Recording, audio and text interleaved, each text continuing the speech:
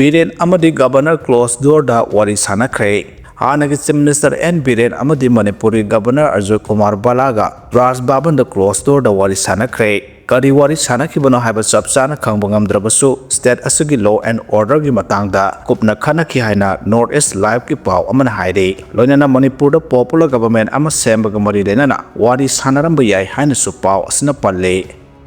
Sangai Festival Thingbagi Kongjang Saugali Haina MLA Arun Kumarna Phongdorkre. Lanjena duna lairiba IDP amadi Manipur miyam Sangai Festival Thingbagi Sangsaleba Kongjang asi maram sabana miyam gi mehut ama oina Saugali Haina Wangkai Kendra ge MLA Thangjam Arun Kumarna Phongdokre. Wapamase Impal Esk Sobam Lekai Wangkai Khunau da Leba Citizen Club ge Tiwrade Community Hall upgrade tawraba Sanglen Jauna kitchen amadi washroom unit sangabagi thoram da phongdokhibane. Thoram adu da Wangkai Kendra ge MLA Thangjam Arun Kumar former President Citizen Club M Gojendra amadi Remote Kumar Citizen Club ki President Naure Mahendra amadi Lekai gi Maira Paibi Singh Saru yakhe. Thoram gi saru ama oina Kangla gi Nongpok thong sana ba honabada Asauba Thodang Laukiba Oza Irom Ibomsa Miteida Lining Hal Kronglai Thaba Haina Mingthonba Award Kusinabaga Lonana Atai Masak Naiba Oza Singh da so ikai komnaba utke Thoromaduga Mari Lenana MLA Arun Kumar na Makata na hai Manipur thokliba irang asida IDP singna thengnariba awaba khange oiriba phiba masida miyamna Sangai Festival pangthokpa yaroi haina laurakliba se maram chai haina khalle lengak no sinba oiraba su miyam gi miyot ama oina saugate Phurup kiyana khundariba lamdam asida social media gi khuthangda atopa phurup amana awaba tabada atopa phurup amana karem kathainaba harauba phongdokpa amadi phurup maselgi marakta hunaduna nungsinadaba yaba wafam kaya phongdoknariba asi tawbigano yariba makai nungsi sanaba lamdam ama oinaba honaminase lamdam masida lairiba community hall ayambada chakhum amadi washroom kaya yaudaba thengnai masina thoram yauba lakleba miyamda khudong sadaba mayokna halle aseguma khudong sadaba sing asidagi kharadang oirabasu hantanabagi damakti Radhe Community Hall asige kitchen amade washroom unit ase hapsin bane loinana hanadagi laideba community asibo matamga sunaba maongda semgatuna loisina bane ngasi sangadeba community hall kitchen amade washroom sing ase isa isage irani khanna sizina se haike Amarom the Citizen Club ke President amadi Wangkai Apunbagi Peace Committee ki convener Naure Mahendra na phongdokhibada Sangai Festival pangthokpa yaning di haiduna handak Imphal East ki club kungamari amadi kokumi student wing ga punna sangsen kiba khongjangda police officer kharana utkiba thawong adu condemn tawi IDP singna thengnariba awaba kaya na thaiduna thamlaga piarlenga asina ngamme haibagi matagom Sangai Festival pangthoklibase maram chade thasigi kunma thoida haukiba Sangai Festival asina hek loidrba phawwa Citizen Club amadi masega punna setminariba club singna boycott tawgani haike Nakalamromda ing tapa hanjele utnaba Sangai Festival pangthokpa nokning bu fawi haina LJN to kumana phongtokre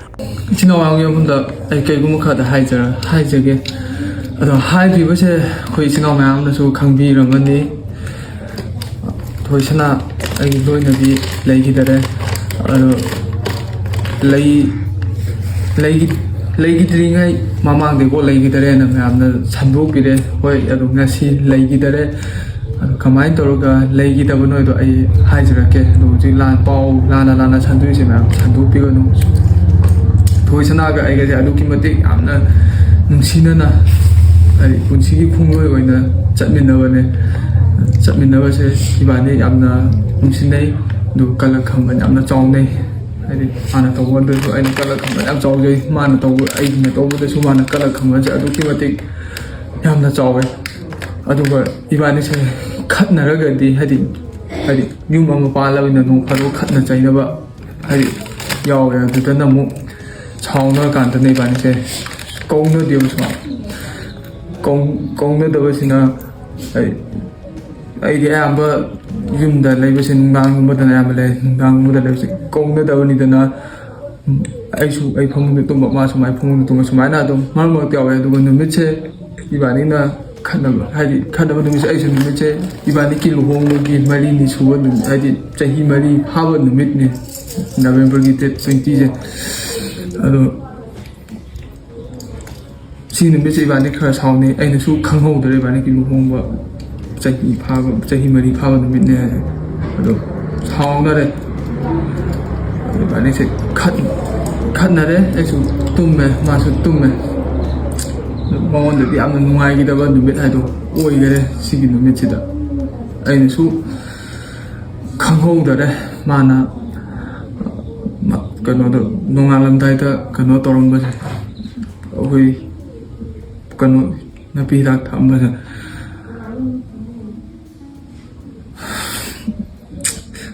ꯑꯩꯅ ꯊꯣꯛꯄꯗ ꯀꯩꯅꯣ ꯇꯧꯔꯝꯃꯦ ꯑꯩꯁꯨ toilet ꯆꯪꯅꯤꯡꯉꯦꯅ ꯊꯣꯛꯄꯅꯦ ꯑꯗ ꯃꯥꯁꯨ ꯃꯥꯅ ꯊꯣꯛꯈꯤꯕꯁꯦ ꯍꯥꯏꯐꯦꯠꯄꯨꯗꯤ ꯈꯪꯍꯧꯋꯦ ꯑꯩꯅ ꯃꯥ ꯌꯥꯍꯧ ꯉꯟꯅ ꯍꯧꯒꯠꯂꯒ ꯋꯥꯏꯔꯝ ꯁꯤꯠꯄ ꯋꯥꯏ ꯇꯩꯕ ꯑꯗꯨꯝ ꯇꯧꯋꯦ ꯑꯗꯨ ꯑꯣꯏꯔꯝꯒꯗ꯭ꯔꯥꯅꯁꯨ ꯈꯜꯂꯦ ꯅꯨꯃꯤꯠꯁꯦ ꯑꯗꯨꯒ ꯑꯩꯁꯨ ꯇꯣꯏꯂꯦꯠ ꯇꯧꯕ ꯊꯣꯛꯄꯁꯤꯗ ꯃꯥꯅ ꯑꯗꯨꯒꯤꯗꯣ ꯊꯛꯑ ꯂꯩꯔꯝꯕ ꯊꯦꯡꯅꯕꯗꯒꯤ ꯁꯨꯃꯥꯏꯅ ꯇꯧꯔ ꯑꯩꯈꯣই ꯗꯥꯛꯇꯔ ꯌꯧꯔꯛꯄꯅꯦ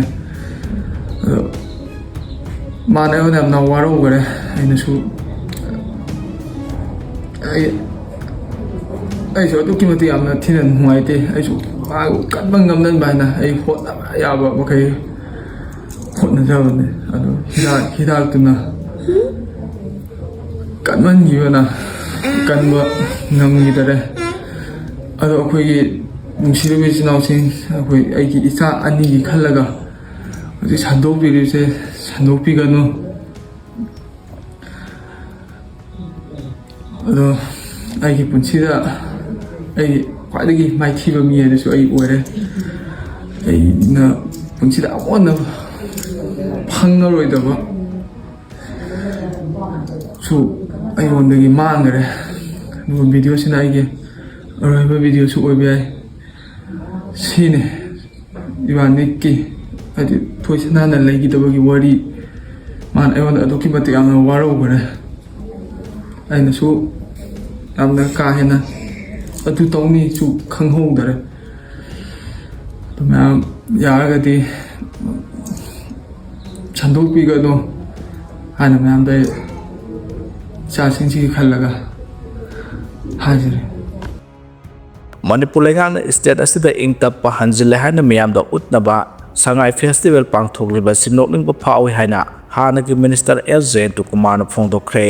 ꯋꯥꯐꯝꯁꯤꯡ ꯑꯁꯤ ꯏꯝꯐꯥꯜ ꯋꯦꯁꯀꯤ ꯄꯤꯁꯨꯝꯗ ꯂꯩꯕ ꯖꯌꯦꯟꯇꯀꯨꯃꯥꯔꯒꯤ ꯌꯨꯝꯗ ꯀꯩꯁꯥꯝꯊꯣꯡ ꯕ꯭ꯂꯣꯛ ꯀꯪꯒ꯭ꯔꯦꯁ ꯀꯃꯤꯇꯤꯒꯤ ꯑꯣꯐꯤꯁ ꯍꯥꯡꯗꯣꯛꯄꯒꯤ ꯊꯧꯔꯝꯗ ꯐꯣꯡꯗꯣꯛꯈꯤꯕꯅꯤ ꯃꯍꯥꯛꯅ ꯃꯈꯥ ꯇꯥꯅ ꯍꯥꯏ ꯁ꯭ꯇꯦꯠ ꯑꯁꯤꯗ ꯅꯦꯁꯅꯦꯜ ꯍꯥꯏꯋꯦꯁꯤꯡꯗ ꯐ꯭ꯔꯤ ꯃꯨꯚꯃꯦꯟ ꯂꯩꯔꯤꯕ꯭ꯔꯥ IDPꯁꯤꯡ ꯃꯁꯥꯒꯤ ꯌꯨꯝꯗ ꯍꯟꯖꯤꯟꯕ ꯉꯝꯂꯕ꯭ꯔꯥ ꯃꯅꯤꯄꯨꯔ ꯂꯩꯉꯥꯛꯅ ꯁꯤꯟꯗꯨꯅ ꯁꯉꯥꯏ ꯐꯦꯁꯇꯤꯚꯦल ꯄꯥꯡꯊꯣꯛꯂꯤꯕ ꯑꯁꯤ ꯁ꯭ꯇꯦꯠ ꯑꯁꯤꯗ ꯏꯔꯥꯡ ꯂꯩꯇ꯭ꯔꯦ ꯆꯥꯎꯈꯠꯄꯒꯤ ꯂꯝꯕꯤꯗ ꯂꯥꯛꯄ ꯍꯧꯔꯦ ꯍꯥꯏꯅ ꯃꯤꯌꯥꯝꯗ ꯎꯠꯅꯕ ꯇꯧꯕꯅꯤ ꯑꯗꯨꯕꯨ IDPꯁꯤꯡꯅ ꯉꯁꯤꯁꯨ ꯃꯁꯥꯒꯤ ꯃꯌꯨꯝꯗ ꯍꯟꯖꯤꯟꯕ ꯉꯝꯗꯨꯅ ꯔꯤꯂꯤꯐ ꯀꯦꯝꯞꯇ ꯂꯩꯔꯤ ꯅꯦꯁꯅꯦꯜ ꯍꯥꯏꯋꯦꯁꯤꯡꯗ ꯍꯧꯖꯤꯛ ꯐꯥꯎꯕ ꯐ꯭ꯔꯤ ꯃꯨꯚꯃꯦꯟ ꯃꯄꯨꯡ ꯐꯥꯅ ꯂꯩꯕ ꯉꯝꯗ꯭ꯔꯤ ꯍꯥꯏꯔꯤꯕ ꯄ꯭ꯔꯣꯕ꯭ꯂꯦꯝ ꯑꯁꯤ ꯍꯥꯟꯅ ꯁꯣꯜꯕ ꯇꯧꯗꯨꯅ ꯁꯉꯥꯏ ꯐꯦꯁꯇꯤꯚꯦल ꯄꯥꯡꯊꯣꯛꯄ ꯍꯥꯏꯕꯁꯤ ꯅꯣꯛꯅꯤꯡꯕ ꯐꯥꯎꯏ ꯍꯥꯏꯅ ꯄꯦꯟꯗꯕ ꯐꯣꯡꯗꯣꯛꯈꯤ ꯂꯣꯏꯅꯅ ꯁ꯭ꯇꯦꯠ ꯑꯁꯤ ꯍꯧꯖꯤꯛ ꯍꯤꯔꯝ ꯈꯨꯗꯤꯡꯃꯛꯇ ꯁꯣꯊꯗꯨꯅ ꯂꯩꯔꯤ ꯁꯦꯜ ꯊꯨꯝꯒꯤ ꯐꯤꯕꯝ ꯐꯠꯇ꯭ꯔꯤ ꯗꯤꯄꯥꯔꯠꯃꯦꯟꯠ ꯈꯨꯗꯤꯡꯃꯛꯀꯤ ꯊꯕꯛꯀꯤ ꯚꯦꯀꯦꯟꯁꯤ ꯀꯌꯥ ꯂꯩꯔꯕꯁꯨ ꯊꯕꯛ ꯍꯥꯞꯄ ꯉꯝꯗꯅ ꯂꯩꯔꯤ ꯍꯥꯏꯈꯤ ꯃꯍꯥꯛꯅ ꯍꯥꯏ ꯁ꯭ꯇꯦꯠ ꯑꯁꯤꯗ ꯍꯧꯖꯤꯛ ꯑꯣꯏꯔꯤꯕ ꯐꯤꯕꯝ ꯑꯁꯤꯒꯤ ꯇꯨꯡ ꯀꯣꯏꯕ ꯁꯣꯂꯨꯁꯟ ꯑꯃ ꯄꯨꯊꯣꯛꯅꯕ ꯄꯣꯂꯤꯇꯤꯀꯦꯜ ꯄꯥꯔꯇꯤ ꯑꯃꯗꯤ ꯀꯥꯡꯂꯨꯞ ꯐꯨꯔꯨꯞꯀꯤ ꯈꯦꯟꯅꯕ ꯊꯝꯗꯨꯅ ꯄꯨꯟꯅ ꯍꯣꯠꯅꯃꯤꯟꯅꯕ ꯃꯊꯧ ꯇꯥꯏ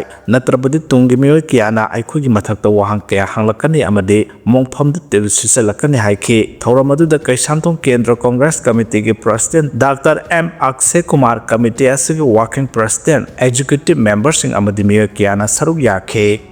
ꯃꯍꯩ ꯃꯁꯤꯡ ꯐꯅ ꯇꯝꯗꯨꯅꯁꯨ ꯂꯧꯁꯤꯡ ꯑꯗꯨ ꯂꯩꯕꯥꯛꯀꯤꯗꯃꯛ ꯁꯤꯖꯤꯟꯅꯕ ꯉꯝꯗ꯭ꯔꯕꯗꯤ ꯃꯍꯩ ꯇꯝꯂꯨꯕꯒꯤ ꯋꯥꯍꯟꯊꯣꯛ ꯂꯩꯇꯦ ꯍꯥꯏꯅ ꯃꯍꯦꯁꯣꯔꯅ ꯐꯣꯡꯗꯣꯛꯈ꯭ꯔꯦ ꯃꯍꯩ ꯃꯁꯤꯡ ꯐꯅ ꯇꯝꯗꯨꯅꯁꯨ ꯂꯧꯁꯤꯡꯁꯤꯡ ꯑꯗꯨ ꯃꯃꯥ ꯂꯩꯕꯥꯛꯀꯤꯗꯃꯛꯇ ꯁꯤꯖꯤꯟꯅꯕ ꯉꯝꯗ꯭ꯔꯕꯗꯤ ꯃꯍꯩ ꯇꯝꯂꯨꯕꯒꯤ ꯀꯥꯟꯅꯕ ꯂꯩꯇꯦ ꯍꯥꯏꯅ RPI ꯑꯔꯊꯥꯋꯥꯂꯤꯒꯤ ꯅꯦꯁꯅꯦꯜ ꯁꯦꯀ꯭ꯔꯦꯇꯔꯤ ꯃꯍꯦꯁꯣꯔ ꯊꯧꯅꯥꯖꯝꯅ ꯐꯣꯡꯗꯣꯛꯈ꯭ꯔꯦ ꯋꯥꯐꯝ ꯑꯁꯤ ꯃꯍꯥꯛꯀꯤ ꯃꯤꯠꯌꯦꯡ ꯃꯈꯥꯗ RPI ꯑꯔꯊꯥꯋꯥꯂꯦ ꯏꯃꯥ 109ꯅ ꯁꯤꯟꯗꯨꯅ ꯄꯥꯡꯊꯣꯛꯈꯤꯕ 3ꯔꯛ ꯁꯨꯕ ꯑꯃꯗꯤ 4ꯔꯛ ꯁꯨꯕ ꯁꯤꯅꯥꯌꯣ ꯃꯦꯔꯤꯇꯣꯔꯤꯌꯁ ꯑꯦꯋꯥꯔꯗ ꯌꯦꯟꯊꯣꯛꯄꯒꯤ ꯊꯧꯔꯝꯗ ꯐꯣꯡꯗꯣꯛꯈꯤꯕꯅꯤ ꯌꯪ ꯌꯨꯅꯥꯏꯇꯦꯗ ꯀ꯭ꯂꯕ ꯀ꯭ꯋꯥꯀꯩꯊꯦꯜ ꯃꯣꯏꯔꯥꯡꯄꯨꯔꯦꯜ ꯂꯩꯀꯥꯏ ꯀꯝꯃ꯭ꯌꯨꯅꯤꯇꯤ ꯍꯣꯜꯗ ꯄꯥꯡꯊꯣꯛꯈꯤꯕ ꯊꯧꯔꯝ ꯑꯗꯨꯗ ꯃꯍꯦꯁꯣꯔꯅ ꯃꯈꯥ ꯇꯥꯅ ꯍꯥꯏ ꯊꯥꯒꯤ ꯇꯂꯕ ꯆꯥꯎꯅ ꯐꯪꯕ ꯃꯃꯥ ꯂꯩꯕꯥꯛ ꯀꯟꯕꯒꯤ ꯋꯥꯈꯜꯂꯣꯟ ꯂꯩꯇ꯭ꯔꯕ ꯑꯃꯗꯤ ꯈꯨꯟꯅꯥꯏ ꯆꯥꯎꯈꯠꯅꯕ ꯍꯣꯠꯅꯗ꯭ꯔꯕ ꯃꯤꯑꯣꯏ ꯑꯗꯨ ꯀꯩꯗꯧꯅꯨꯡꯗ ꯃꯥꯏ ꯄꯥꯛꯄ ꯃꯤꯑꯣꯏꯅꯤ ꯍꯥꯏꯅ ꯂꯧꯕ ꯌꯥꯔꯣꯏ ꯃꯁꯤ ꯈꯪꯅ ꯉꯁꯤꯒꯤ ꯍꯧꯒꯠꯂꯛꯂꯤꯕ ꯃꯍꯩꯔꯣꯏꯁꯤꯡꯅ ꯑꯋꯥꯡꯕ ꯊꯥꯛꯀꯤ ꯃꯍꯩ ꯃꯁꯤꯡ ꯇꯝꯗꯨꯅ ꯏꯃꯥ ꯂꯩꯕꯥꯛ ꯑꯃꯗꯤ ꯈꯨꯟꯅꯥꯏꯒꯤꯗꯃꯛ ꯀꯔꯤ ꯊꯧꯗꯥꯡ ꯂꯧꯒꯗꯒꯦ ꯍꯥꯏꯕ ꯋꯥꯈꯜꯂꯣꯟ ꯆꯦꯟꯃꯤꯟꯅꯁꯤ ꯃꯅꯤꯄꯨꯔꯗ NRC ꯆꯠꯅꯕꯒꯤ matangda miyoi kharana sahi ama hektada gi sanahansi hana phondokliba asida